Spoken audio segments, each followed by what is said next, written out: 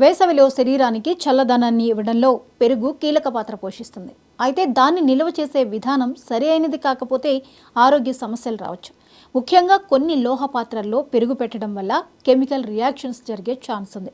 అందుకే ఏ గిన్నెలో పెడుతున్నామో జాగ్రత్తగా చూడాలి. చాలామంది ఇష్టానుసారంగా ఏ పాత్రలోనైనా పెరుగు నిల్వ చేస్తూ ఉంటారు. కానీ కొన్ని పాత్రలు పెరుగు నిల్వ చేయడానికి మంచిది కాదు.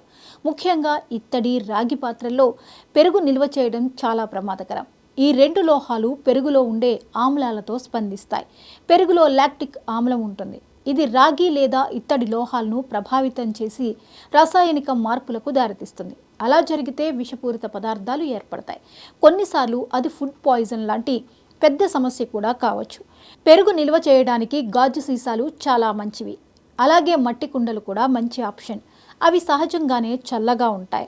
సిరామిక్ గిన్నెలు కూడా వాడొచ్చు. వీటితో పాటు స్టీల్ గిన్నెలు కూడా మంచివే. ఈ గిన్నెలు పెరుగుతో కలిసి కెమికల్ రియాక్షన్ జరపవు. ఎలాంటి హాని ఉండదు. పెరుగు రుచి కూడా మారదు. అందుకే వీటిని వాడడం మంచిదే.